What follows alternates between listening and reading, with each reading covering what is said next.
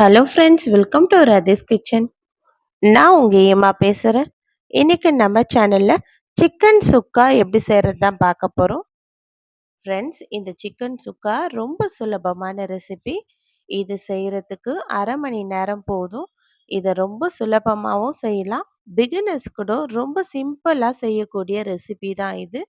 இந்த ரெசிபி எப்படி செய்யலான்னு வீடியோக்குள்ளே போய் பார்க்குறதுக்கு முன்னாடி நம்ம சேனலை இப்போ தான் முதன்முறையாக பார்க்குறீங்கன்னா சப்ஸ்கிரைப் பண்ணிவிட்டு கூட பெல் ஐக்கனை கிளிக் பண்ணிவிட்டு பாருங்கள் ஃப்ரெண்ட்ஸ். அப்போ தான் நான் போடுற வீடியோலாம் உங்களுக்கு நோட்டிஃபிகேஷனாக வரும். இப்போ வாங்க வீடியோக்குள்ளே போகலாம்.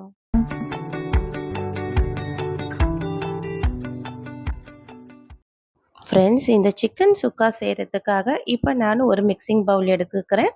இதில் அரை கிலோ அளவுக்கு சிக்கனை இது போல் நல்லா க்ளீன் பண்ணி எடுத்து சேர்த்துக்கலாம்.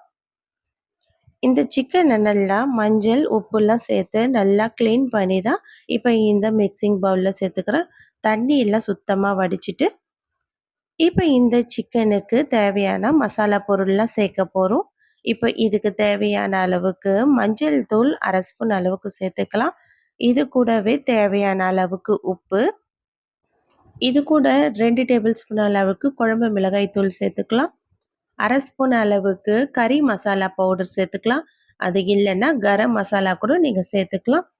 1 டேபிள் ஸ்பூன் அளவுக்கு தனி மிளகாய் தூள், இது கூடவே அரை ஸ்பூன் அளவுக்கு தனியா பவுடரும் சேர்த்துக்கலாம். சேர்த்துட்டு இப்போ நம்ம இதுக்கு தேவையான அளவுக்கு இஞ்சி பூண்டு பேஸ்ட் 1.5 ஸ்பூன் அளவுக்கு சேர்த்துக்கலாம். இதில் ஒரு 50 ml அளவுக்கு தயிர் இது போல் சேர்த்து இப்போ இந்த சிக்கனை நல்லா மேக்ரினேட் பண்ணணும். மேக்ரினேட் பண்ணுறதுக்கு முன்னாடி இந்த மசாலா நல்லா ஒட்டி வர்றதுக்காக 1 டேபிள் ஸ்பூன் அளவுக்கு சமையல் எண்ணெயும் சேர்த்துட்டு இப்போ இதை நல்லா கலந்து விடணும்.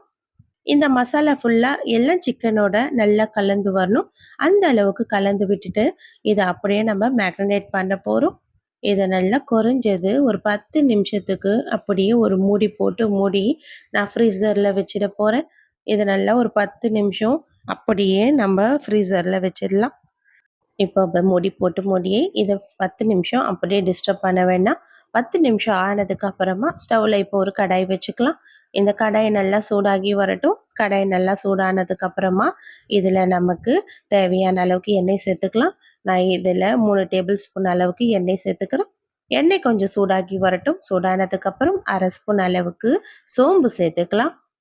இது கூடவே பெரிய வெங்காயமாக இருந்தால் ஒரு வெங்காயம் எடுத்து சின்ன சின்னதாக கட் பண்ணி சேர்த்துக்குங்க. மீடியம் சைஸ் வெங்காயம் சேர்க்குறதா இருந்தால் 2 மீடியம் சைஸ் வெங்காயம் எடுத்து இது போல் சின்ன சின்னதாக கட் பண்ணிவிட்டு சேர்த்துக்குங்க. இதுக்கு தேவையான அளவுக்கு கறிவேப்பிலையும் சேர்த்துக்கலாம். இப்போ சேர்த்துட்டு இதை நல்லா வதக்கி விட்டுடலாம்.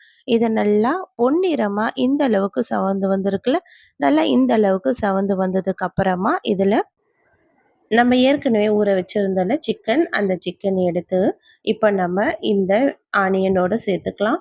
சேர்த்துட்டு இப்போ நம்ம எல்லாத்தையும் சேர்த்து நல்லா கலந்து விட போகிறோம். மசாலா ஏற்கனவே நம்ம சேர்த்ததுனால இனிமேல் எக்ஸ்ட்ரா எந்த மசாலாவும் நம்ம சேர்க்க போகிறது கிடையாது.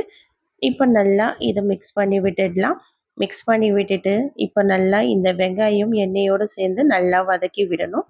இது போல் ஒரு 5 நிமிஷத்துக்கு பொறுமையாக வதக்கி விடலாம். நமக்கு இது நல்லா வதக்கி விட்டதுக்கப்புறம் நமக்கு உப்பு காரம் ஏதாவது குறைவாக இருந்தால் மட்டும் சேர்த்துப்போம்.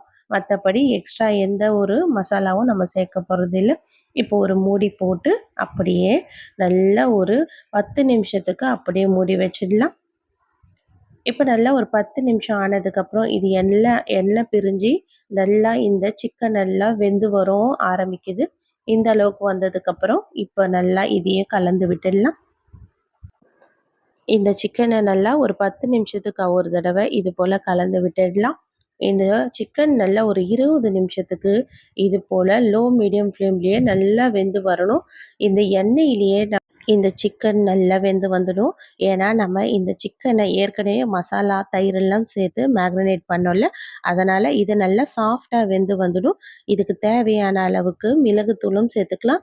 ஒரு அரை ஸ்பூன் அளவுக்கு தாராளமாக மிளகுத்தூள் சேர்த்துருக்கேன். மிளகுத்தூள் சேர்த்துட்டு இது போல் நல்லா கலந்து விட்டுட்டு நம்ம ஸ்டவ் ஆஃப் பண்ணி விட்டுடலாம். இப்போ நமக்கு டேஸ்டியான சிக்கன் சுக்கா ரெடி ஆயிடுச்சு. எவ்வளோ சுலபமான ரெசிபில கண்டிப்பாக நீங்களும் ட்ரை பண்ணி பாருங்க ஃப்ரெண்ட்ஸ். ட்ரை பண்ணி பார்த்துட்டு இந்த ரெசிபி எப்படி இருக்குன்னு எனக்கு மறக்காமல் கமெண்ட் பண்ணுங்கள். உங்கள் ஃப்ரெண்ட்ஸோடையும் ஷேர் பண்ணுங்க. மறக்காமல் நம்ம ரஜிஸ் கிச்சனையும் சப்ஸ்கிரைப் பண்ணிடுங்க. தேங்க்யூ.